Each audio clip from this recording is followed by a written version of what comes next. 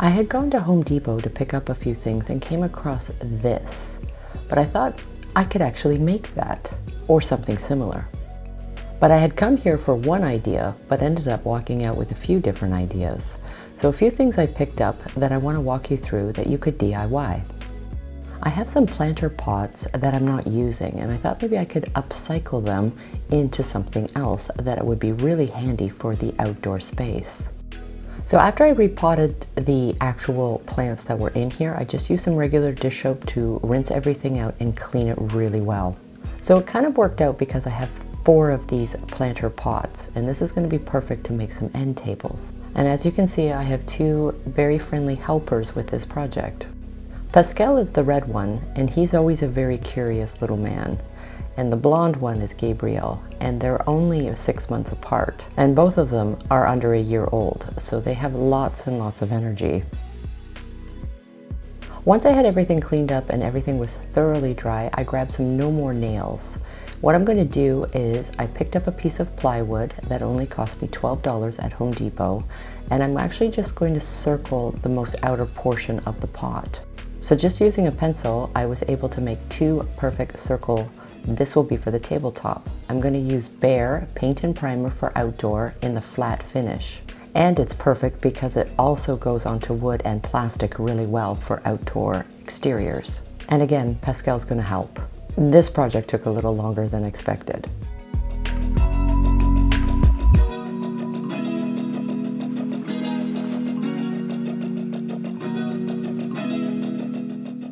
So I'm using a charcoal color in the Behr product, and again I wanted something that would be really lasting for the exterior because this will be outside.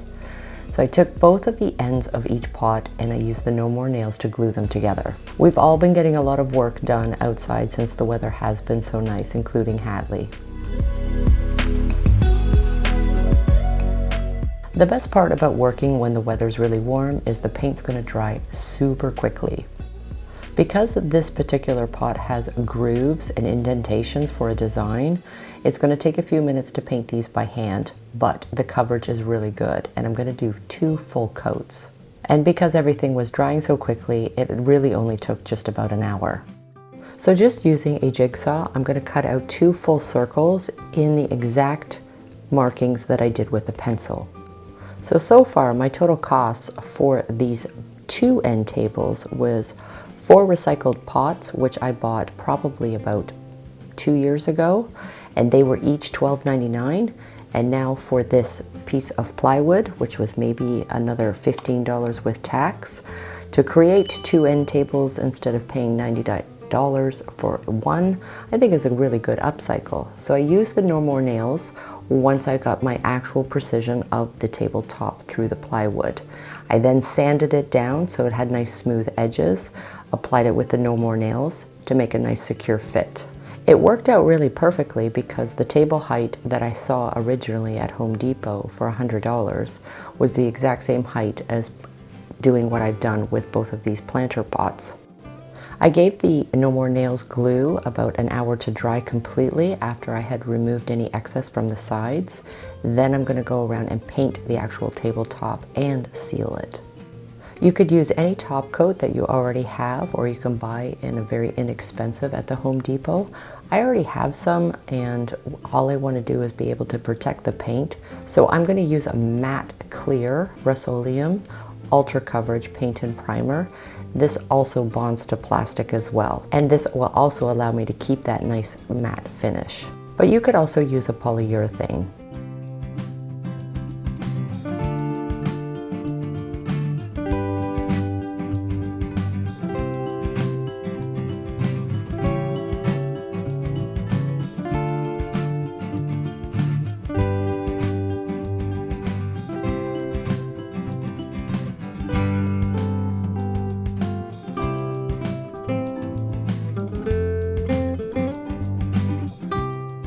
The main reason I had gone to the Home Depot is because I really wanted to pick up some really nice trim to actually make frames for both of my TVs.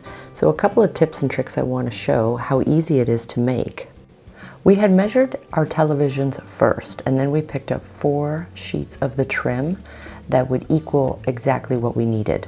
Using a miter saw, we were able to cut the length of the television as well as the height, giving us perfect 45-degree angle cut. You could use a box saw as well if you don't have this type of machinery, and just do it by hand as well. This type of trim is really thin and easy to cut. It just goes a little bit faster with the miter saw. So when you're making a frame for a television, every television design is going to be a little bit different. So I really wanted to demonstrate a DIY and some hacks on what you can do in order to facilitate any kind of television frame that you may have. So for each of the angle cuts, I added a little bit of the No More Nails just to help secure it a little bit better and keep the corner cuts nice and put together seamlessly. Once all four corners were with the No More Nails, we just added a little L bracket and screwed those in just for a little extra security. Kept everything clamped and secured and let that dry for a few hours. So now that the frame was actually put together and everything fit securely, we need to build a brace, and this brace could be universal for any television. And to build the brace will be really easy. Most flat screen TVs now have an infrared receiver, so that is something else that we're going to have to DIY into this frame as well. So I quickly wanted to finish the second frame for the second television set that we have, and this one's going to be a little bit bigger. I decided to go and paint the frames using Genesis White by Sherman because it's already something I had at home. This time I'm going to actually use a clear gloss for its top coat. This way all the light will hit all the detail and really show it off. So what we did for a brace on the back of the frame is just use leftover wood that we had. So we built a long one that would actually match the width of the television. Then we just took little pieces of wood, and what we're going to do is we're going to attach that as part of the brace. So essentially we're just building a big hook that will be custom for the television that will match the exact width, and this way it will act as a hook for the entire frame onto the television. And I just applied it using a nail gun, and I'm going to also use the No More Nails and use the clamps to secure it to the back of the frame. So most important is good measurements, both the width and the height, as well as the depth. And this is where the depth of the television, so this anchor that was DIY'd, gives the frame itself a really good secure fit. Now we're just placing a hole inside the armoire that we're going to place the entire television into. This way we can pull the electrical through that to the outlet. I just really thought by having the frame would take away the darkness that kind of has this television inside a dark cabinet. Plus it adds a really nice embellishment.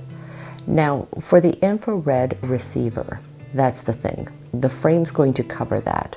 So all I suggested we did is just try and make a tiny little hole, a little actual screw hole, into the exact measurement where that infrared receiver was.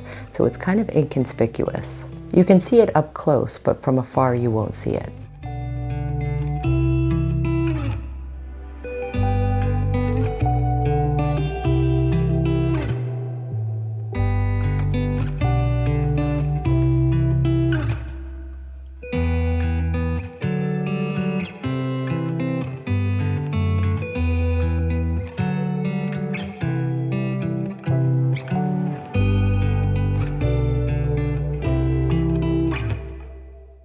So again, another big flat screen TV, really nice to have a frame as an embellishment. The only difference with this is the stand, and the frame actually kind of sat on top of it, so we had to make a few cuts into the frame in order to accommodate the actual stand it was on, as well as the infrared receiver. Everything with this frame sit really flush. But again, we're going to have to make some little cuts, and we're going to be using an oscillating saw just to make those cuts to accommodate that stand in which the television sits on. A lot of people are putting their televisions on the walls, but the same principles are still going to apply when it comes to making the frame and being able to have it anchored as well to the frame, even if it's sitting on a piece of furniture or if it's sitting on the wall. But I wanted to share some tips and tricks in which I had to go through in hopes that maybe it can help you depending where your television is. But again, it's a great embellishment to place onto a television, just instead of having a black screen, just adding more details and textures just really highlight and add some elegance to something that's kind of plain. Again, we made another anchor brace to match the width of the television, so this will act as the anchor to hold the frame. Just cutting up some scrap wood and using a nail gun.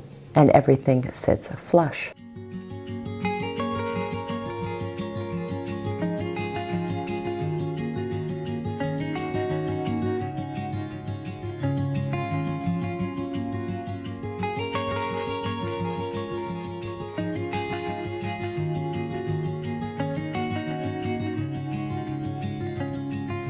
This one I decided to paint white as well for now, but probably in the future I'll probably change it to a different color. But it's great for a good primer base, and I'm going to use the gloss finish for the top coat.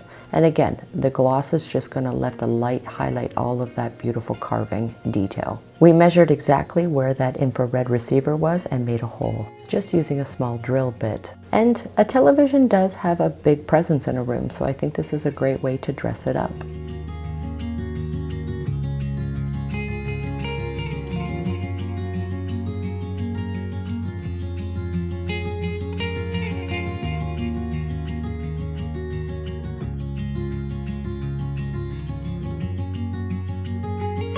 I've had these outdoor lounger chairs for probably about 8 years, and it's been a while since I've done any updates to them. So what better way to refresh your outdoor space than grab some paint and give it a fresh new makeover? So I've used the Country Gray in Rustoleum, and this time I'm going to use the charcoal color in Rustoleum chalk paint. And chalk paint in the outdoors works really well. I've always been really happy when I've painted any flower pots, any outdoor furnishings with the chalk paint. I really love the matte finish, and better yet, when it's beautiful and sunny out, it dries super fast. It's quick, it's easy, and it really refreshes the space.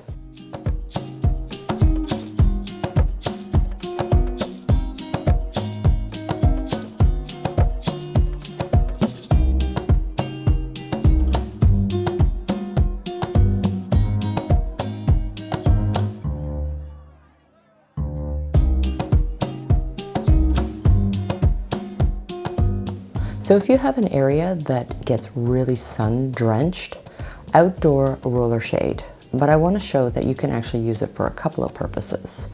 So the sun gets really warm in mid to later afternoon, and it would just be really great to keep the extra UV out, and it just makes it a little bit more comfortable to enjoy the space with these long summer evenings. But we wanted to be versatile on a couple of reasons we could use this roller shade. So when we purchased it, we made sure that the hardware could be placed for a top anchor, not just to the sides. The total length of this roller shade was 8 feet, and we had 8 feet 6 inches.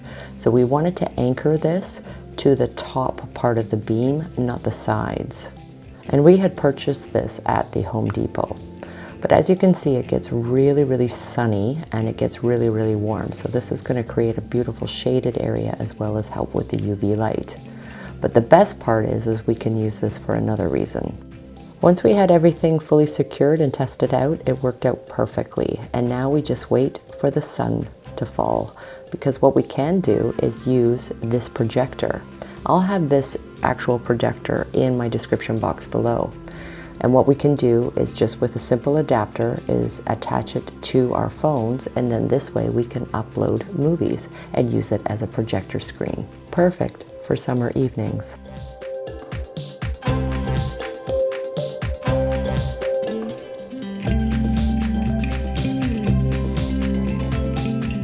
Thank you so much for watching this week's video, and if you like it, give it a thumbs up, and don't forget to hit the subscribe button. That will notify you when I upload my next video. I'm really looking forward to seeing you soon. Until then, take care.